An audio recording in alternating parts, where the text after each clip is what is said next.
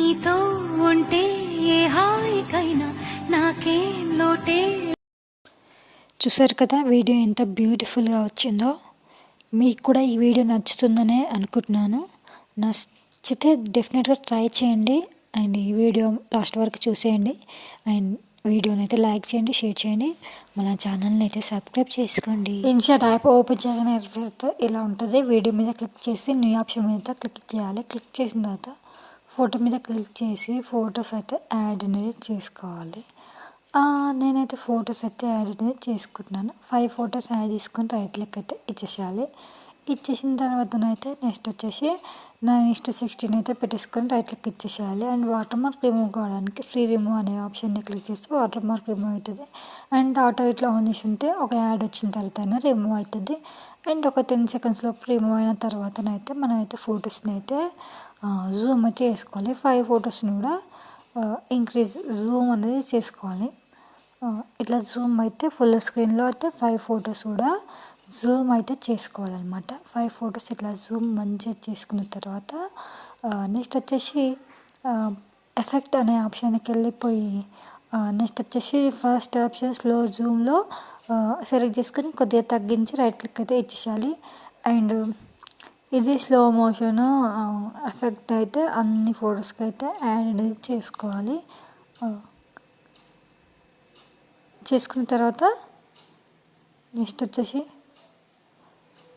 మళ్ళీ పిప్ అనే option select చేసుకొని వీడియో మీద క్లిక్ చేసి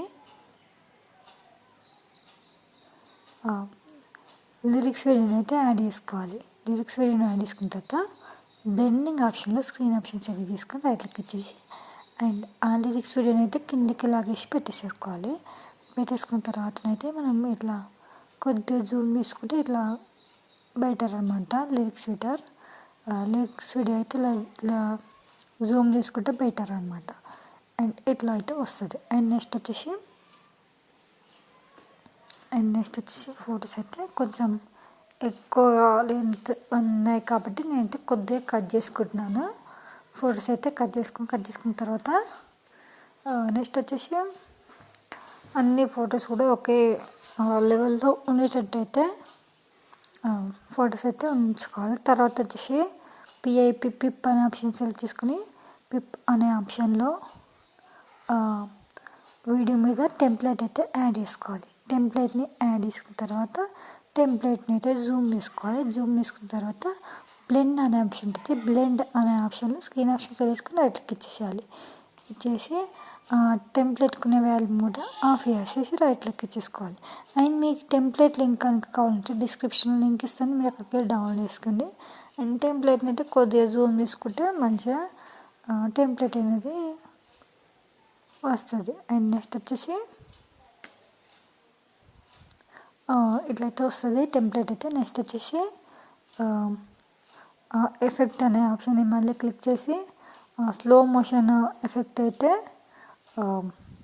అన్ని ఫొటోస్కి యాడ్ చేసాం కానీ ఒక ఫోటోకి మాత్రమే యాడ్ అయ్యింది కాబట్టి డిలీట్ చేసేసుకొని మళ్ళీ ఎఫెక్ట్ ఆప్షన్ సెలెక్ట్ చేసుకున్న తర్వాత ఫస్ట్ స్లో జూమ్ అనే ఎఫెక్ట్ సెలెక్ట్ చేసుకొని కొద్దిగా కొంచెం తక్కువ పెట్టుకొని నెక్స్ట్ వచ్చేసి కొద్దిగా ఫొటోస్ ఎంత ఉన్నాయో అంతవరకు అయితే ఇంక్రీజ్ చేసుకోవాలి. ఇంక్రీజ్ చేసుకున్న తర్వాతనైతే ఇట్లా అయితే జూమ్ అయితే లేదు కాబట్టి మనమైతే నెక్స్ట్ వచ్చేసి మళ్ళీ ఎఫెక్ట్ అనే ఆప్షన్ సెలెక్ట్ చేసుకొని సేమ్ అదే ప్రాసెస్లో ఇవి జూమ్ అయితే లేదనమాట. జూమ్ కాకుంటే ఏం చేయాలంటే ఒక్కొక్క ఫోటోకి ఒక్కొక్క స్లో జూమ్ ఆప్షన్ అయితే యాడ్ అనేది చేసుకోవాలి.